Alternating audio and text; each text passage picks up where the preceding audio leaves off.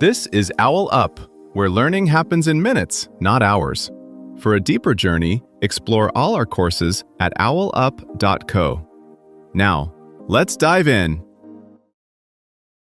Right now, many of us spend more time worrying about dinner than actually cooking it. You're standing in front of the fridge, tired, scrolling delivery apps, knowing you'll regret the cost and the grease, but ordering anyway. Why does a simple meal feel like such a mental marathon? Here's the twist.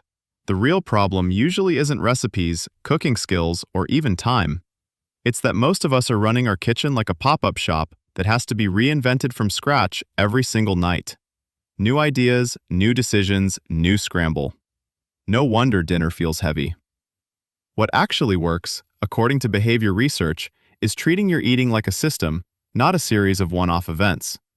That means fewer, what should I make moments, and more, this is just what happens on Mondays autopilot. In this episode, we're going to zoom out from individual meals and zoom in on the patterns behind them. How food moves through your week, where your energy reliably crashes, and how a few small, front-loaded moves can quietly run the show later. Instead of hunting for motivation at 6 p.m., you'll be learning how to build rails that guide you toward better choices with almost no extra willpower. Think about what actually clogs your brain each day. It's rarely the chopping or stirring, it's the dozens of tiny forks in the road before you ever touch a pan. Scroll the recipes? Check the fridge? Ask everyone what they feel like? Research shows those micro-decisions add up to more than an hour of food thinking, on top of the 37 minutes we spend cooking. In this episode, we're going to treat your meals less like one-off events and more like a simple weekly schedule, the way a commute follows the same route even when traffic changes. Most people try to get better at cooking. Behavior scientists would say the smarter move is to get better at designing defaults. Right now, your default might be walk in the door, open the fridge, negotiate with your future self. A meal prep mindset flips this. You decide once, in a calm moment, how food will flow through the next few days, and then you mostly just follow the script you already wrote. The research term for this is implementation intentions. If it's Sunday afternoon, then I batch cook X and Y. If it's a weekday lunch, then I grab something from this shelf. These tiny pre-decisions matter because your brain loves patterns. When the cue is clear and the action is simple, repetition does the heavy lifting until it starts to feel weird not to prep. That's where batching comes in.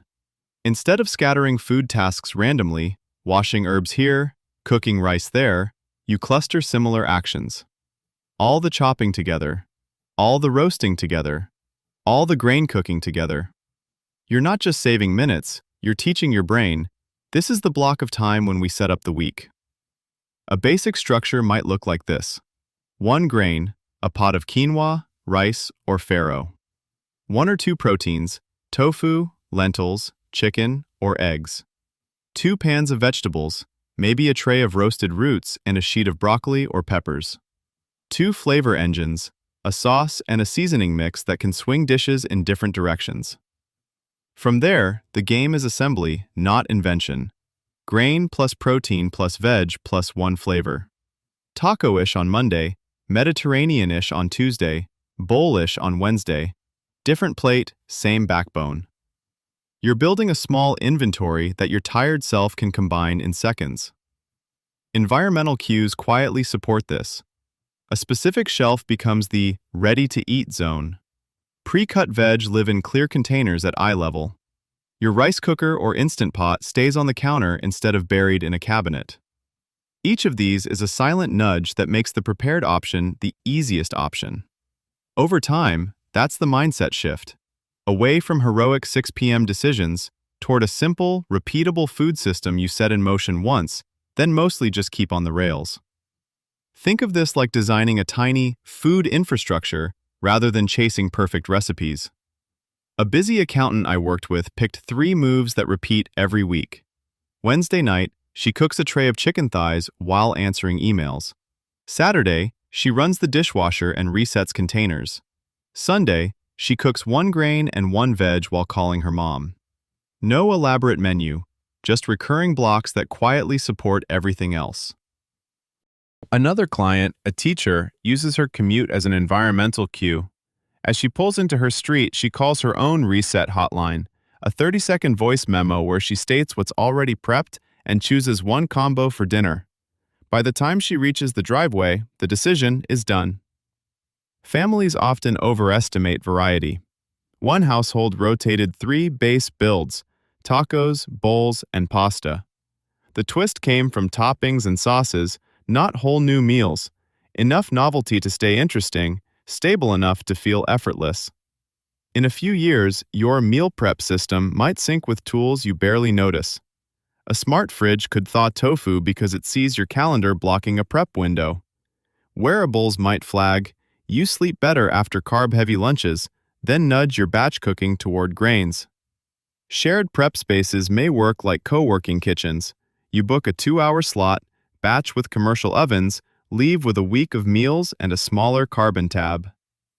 Your challenge this week: treat your kitchen like a tiny lab. Once, just once, time how long it takes from "I'm hungry" to "I'm eating" on a non-prepped day. Then, on a different day, set a 45-minute timer and batch cook only 3 things: 1 grain, 1 protein, 1 veg. Across the next 3 meals, measure the gap from hunger to plate again. By Sunday, decide, what's the smallest repeatable prep block that clearly changes that number? You're not aiming for perfection, you're training a habit loop. Each small win, opening the fridge to find lunch half done, gliding past delivery apps, reinforces the pattern. Over time, the question shifts from "Can I keep this up?" to "Why would I go back?" Like automatic bill pay for your body, the system hums quietly while you live the rest of your life. Before next week, ask yourself, 1. Looking at my usual week, which 2 specific moments, like after work on Tuesday or Sunday afternoon, could I reliably turn into non-negotiable meal prep time, and what would I need to change or say no to so that time is truly protected? 2. If I picked just one go-to breakfast, lunch, and dinner from the episode's examples, like overnight oats, sheet pan chicken and veggies, or quinoa bowls, which ones fit my real schedule, and what exact ingredients could I buy today so they're ready to go? 3. When I usually abandon meal prep, what actually happens in that moment? Am I too tired, bored with the food, or missing tools? And what's one super specific tweak I can make this week, like chopping veggies while watching TV, using pre-cut produce, or doubling a favorite recipe, to make that moment easier instead of a stopping point? This was OwlUp, your daily step forward.